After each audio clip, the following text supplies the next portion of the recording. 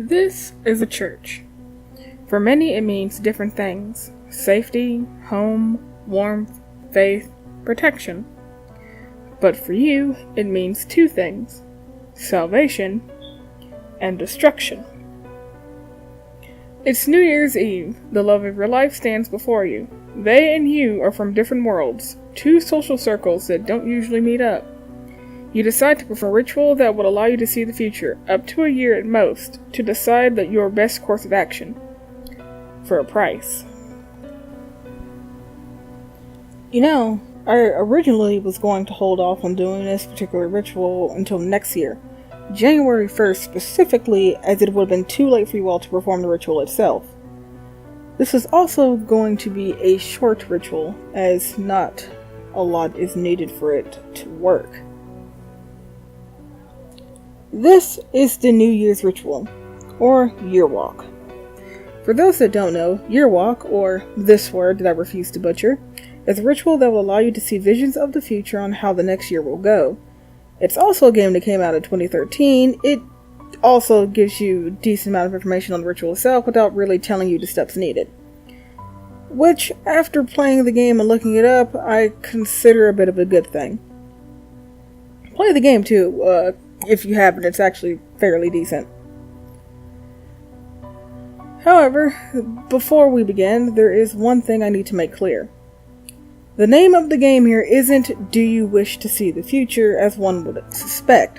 I mean, you're able to see a year forward with a decent amount of consequence. However, the question is, are you ready to pay the price for knowing?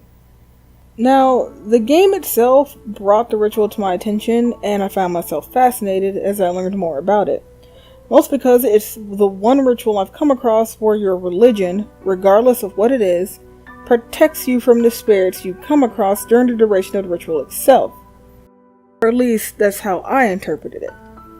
It didn't matter what you worshipped, it was the fact that your worship in general kept you safe. This is a fairly short one, as I honestly can't do much to help you prepare for it.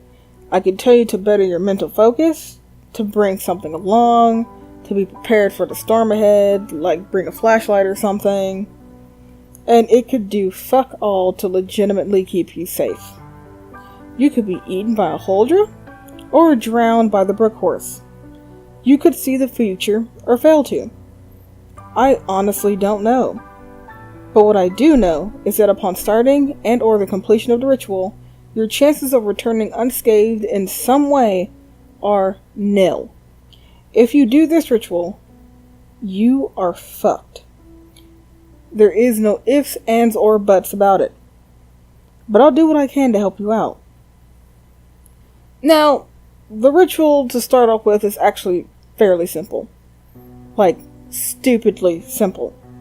All you need to do is find a church in the woods, preferably in Sweden, circle it counterclockwise 3 times, and then blow into the keyhole.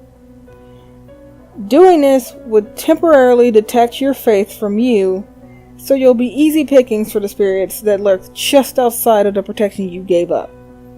You can be killed, eaten, or taken as a husband or wife. Your survival chances are surprisingly decent. It's 50-50. You have a decent chance of getting out of this. It's not like the other rituals where like one mess up and that's it, like upon starting it. This isn't like the Midnight Man, the Midnight Man ritual, where the moment your candle blows out and like your matches decide to not work because reasons, you're screwed. You have a chance, as far as I can tell. This is mostly due to the fact that what you see is apparently random. You might get something that represents your fears, your sins, happiness, sadness, whatever. Honestly, doesn't matter. It's random. You could get all of them, 2 of them, 1 of them, or hell, maybe none of them. I wouldn't honestly be able to tell you because no one really talks about it. What does matter, however, is for you to ensure you don't die. You can return with the knowledge you sought for. You could return with the knowledge you didn't want. Or you could not return at all. What I propose is simple, but effective, and should help you out. 1. Be in the correct location. Sweden, the woods. That's where you need to be, preferably with an old church. This is because this is a Swedish ritual, and I don't know if it can be done anywhere else. Plus, Sweden is like chock full of this kind of stuff, so it might just be best to do it there anyway. 2. Warm winter gear. It doesn't say you have to be without it, but save it for the actual walk. Due to the time period of which you're doing this, which is usually around... you do it towards New Year's, like it states. Usually New Year's Eve, but from what I've read, it just needs to be sometime in December. Just the closer to the end of the year, the better. 3. Snacks.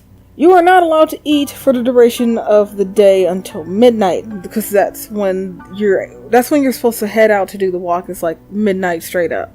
All I know is that for the actual walk, maybe keep some snacks on you just in case. And finally, a dark room. This is where you will spend your day until 12 a.m. to begin. A clock or watch to help keep track of time should be fine. That is it. You are officially ready for the walk. You may gain the answers you seek or never be seen again should you decide to do it. But that is the price you pay for meddling in things you shouldn't, and time in this manner is one of them. So, I will go over the steps needed. For an entire day, until midnight, seclude yourself in a dark room. Do not eat. Do not speak with anyone. Don't even interact with technology. You just sit and wait until midnight.